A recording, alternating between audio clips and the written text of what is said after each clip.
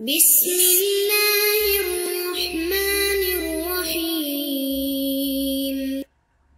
الحمدللہ رب العالمین والصلاة والسلام علی اشرف الانبیاء والمرسلین اما بعد فاستعیذ باللہ من الشیطان الرجیم بسم اللہ الرحمن الرحیم السلام علیکم ورحمۃ اللہ وبرکاتہ۔ عزیز طلبہ کرام، امید کرتا ہوں احباب خیر سے ہوں گے۔ انشاءاللہ آج ہم تفسیر جلالین کے درس نمبر 239 میں سپارہ نمبر 19 سے سورہ فرقان کی منتخب کردہ آیات 48 سے لے کر 50 تک پڑھنے کی سعادت حاصل کریں گے، جن میں کلام باری تعالیٰ و کلام مفسر کا ترجمہ ہوگا۔ کلام مفسر کی تشریح و توضیح کرنے کی سعادت حاصل کریں گے، مفسر کریم کی تفسیری اغراض کو ذکر کرنے کی کوشش کریں گے۔ تو آئیے طلبہ کرام بلا تاخیر بڑھتے ہیں اپنے آج کے درس کی طرف۔ بسم اللہ الرحمن الرحیم۔ رب تعالیٰ نے ارشاد فرمایا، وَهُوَ الَّذِي أَرْسَلَ الرِّيَاحَ بُشْرًا بَيْنَ يَدَيْ رَحْمَتِهِ وَأَنزَلْنَا مِنَ السَّمَاءِ مَاءً طَهُورًا۔ یہاں سے رب تعالیٰ اپنی صفات بیان فرما رہے ہیں۔ فرمایا کہ وہ اللہ ایسا ہے کہ اپنی باران رحمت سے پہلے ہواؤں کو بھیجتا ہے کہ وہ ہوائیں خشک کر دیتی ہیں۔ ایک قراءت کے اندر ریاح کی بجائے الریح کے لفظ استعمال ہوئے ہیں، یعنی بارش سے پہلے جو ہوا چلتی ہے وہ خشک کر دیتی ہے۔ بشرا کی تحقیق بیان کر رہے ہیں۔ اصل میں اس کے اندر اختلاف ہے، بعض قراءتوں کے اندر اسے نون کے ساتھ لکھا گیا ہے اور بعض قراءتوں میں اسے با کے ساتھ ذکر کیا گیا ہے۔ تو یہ نون کی بابت گفتگو کر رہے ہیں کہ ایک قراءت میں شین کے سکون کے ساتھ ہے، تخفیفاً، تخفیف کے لیے شین کا سکون کیا گیا ہے تو گویا بنا نشرن، اور دوسری قراءت کے اندر یہ شین کے سکون اور نون کے فتح کے ساتھ ہے، گویا بن جائے گا نشرن۔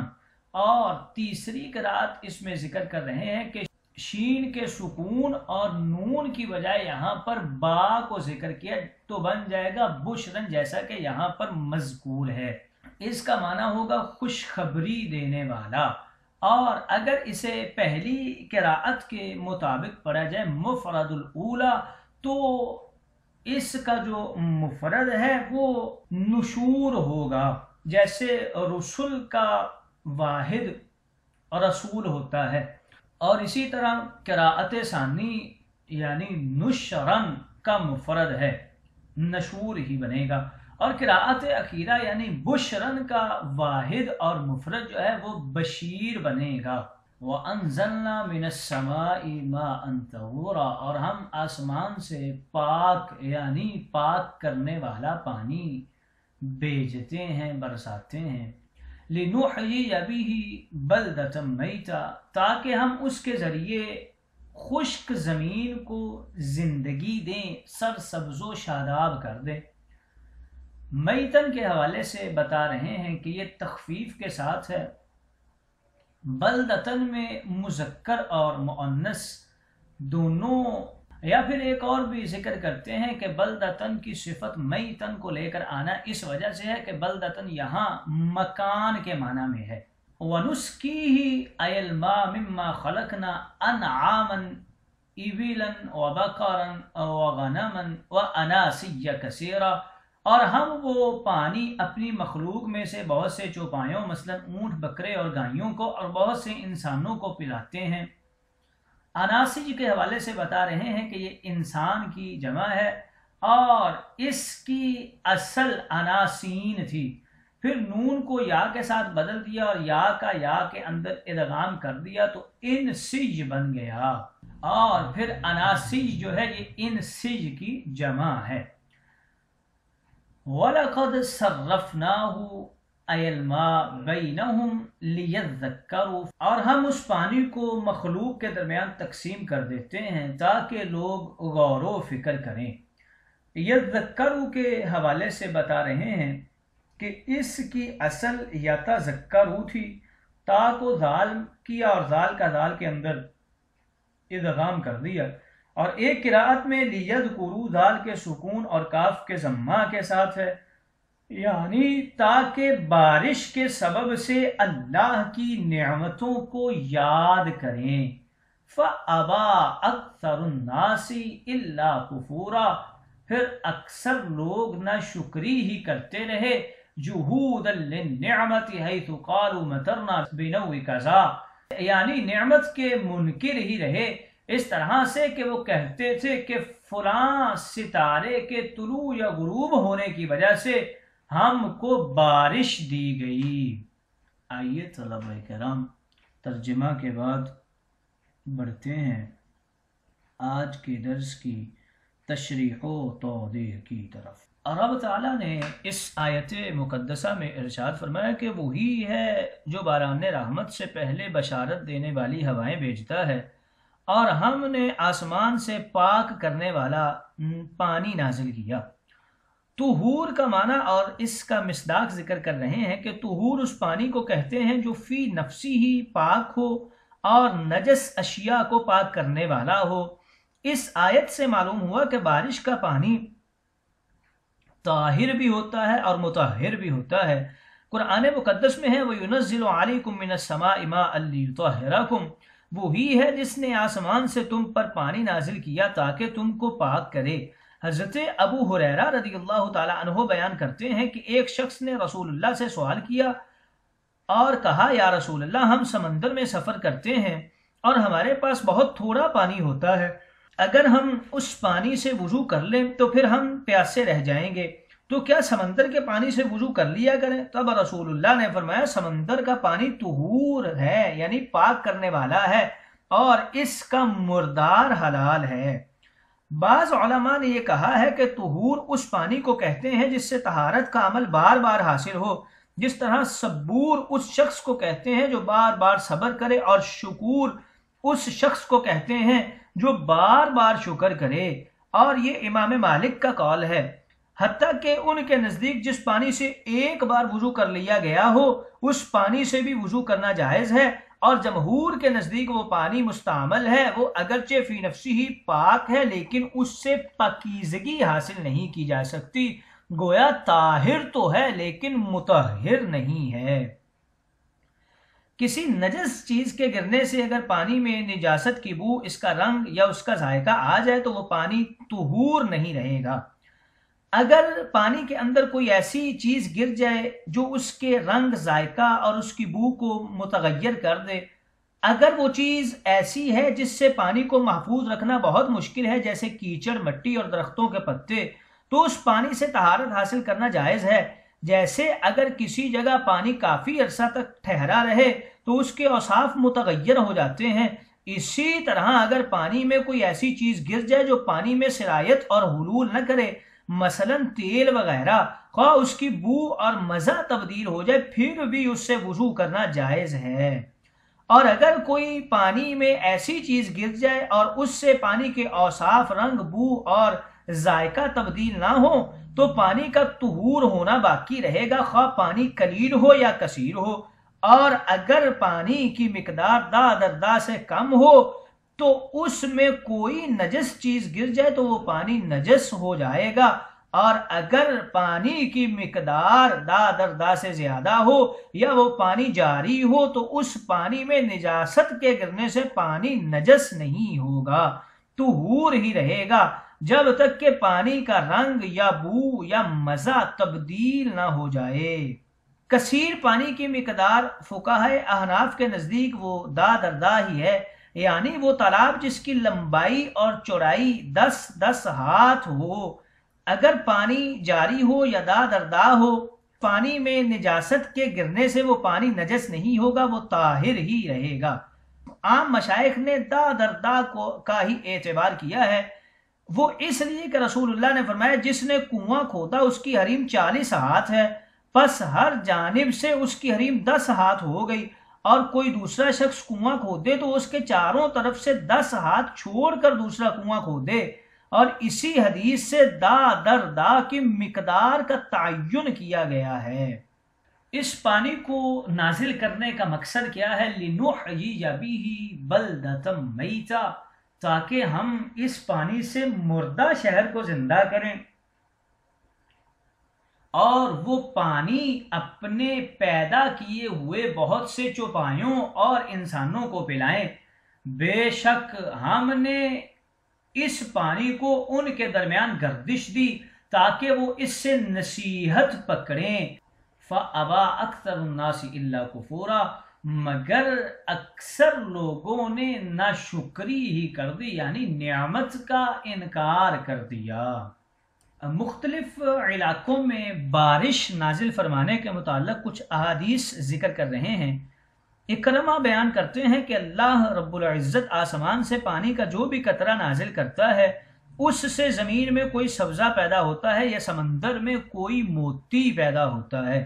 حضرت ابن عباس بیان کرتے ہیں کہ ہر آنے والے سال میں گزشتہ سال سے زیادہ بارش ہوتی ہے، لیکن اللہ تعالیٰ بارش کو اپنے بندوں پر مختلف علاقوں میں گردش دیتا رہتا ہے۔ اللہ عز و جل نے اس رزق کو اپنے بندوں کے اندر تقسیم کر دیا ہے اور وہ اس رزق کو بندوں کے درمیان گردش میں لاتا رہتا ہے۔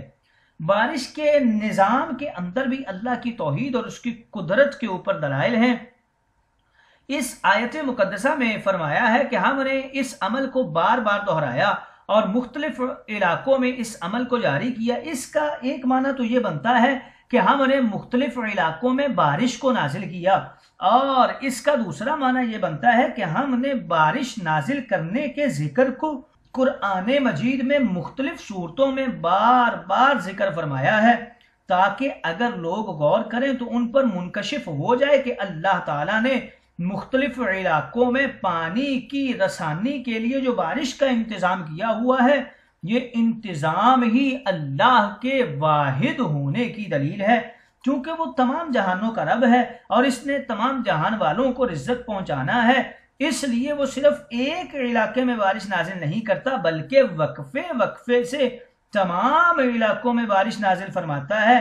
پھر اس میں بھی یہ حکمت کار فرما ہے کہ جن علاقوں کی زمین میں جس جنس کی پیداوار کی صلاحیت ہوتی ہے اس کو اتنی ہی بارش کی ضرورت ہوتی ہے، وہاں پر اتنی بارش نازل فرماتا ہے۔ پھر بارش کے ذکر میں حشر نشر پر بھی دلیل ہے، کیونکہ ہم دیکھتے ہیں کہ ہر سال جب بارشیں ہوتی ہیں تو اسی زمین میں سے برساتی مینڈک اور دوسرے برساتی حشرات الارض پیدا ہوتے ہیں، پھر بارشیں ختم ہونے کے کچھ عرصہ بعد ہی وہ اسی زمین میں مر جاتے ہیں اور دوسرے سال بارشوں کے موسم میں پھر پیدا ہو جاتے ہیں، اور موت کے بعد حیات اور حیات کے بعد موت کا یہ سلسلہ یوں ہی چلتا رہتا ہے۔ اور جس طرح اللہ رب العزت ان برساتی جانوروں کو ہر موسم میں موت کے بعد زندہ کرتا ہے، اسی طرح وہ انسانوں کو بھی موت کے بعد زندہ فرمائے گا۔ آئیے طلبہ کرام تشریح و توضیح کے بعد بڑھتے ہیں تفسیری اغراض کی طرف۔ سب سے پہلے لفظ بشرن کی تحقیق بیان کر رہے ہیں کہ اس کے اندر چند قراءتیں ہیں۔ مفسر علام کے سامنے قرآن مجید کا وہ نسخہ ہے جس میں بشرن کی بجائے نشرن ہے، اور اس میں 4 قراءتیں ہیں: نشرن، نوشورن، نشرن اور بشرن۔ پہلی اور دوسری نشور کی جمع ہے، یعنی نشرن اور نوشورن، جیسا کہ رسول کی جمع رسل آتی ہے، اور تیسری یعنی نشرن یہ خود مصدر ہے جس میں واحد اور جمع دونوں برابر ہیں، اور چوتھی یعنی بشرن یہ بشیر کی جمع ہے، خوشخبری دینے والا۔ مفرد الاولا کے حوالے سے ذکر کر رہے ہیں۔ مفسر علام کو اولا کے ساتھ الثانیہ بھی کہنا چاہیے تھا، اس لیے پہلی اور دوسری قراءت کا واحد ایک ہی ہے اور وہ ہے نشور، اور چوتھی قراءت یعنی بشرن کا واحد بشیر ہے۔ میتن کے حوالے سے ذکر کر رہے ہیں کہ میت اور میت میں فرق ہے۔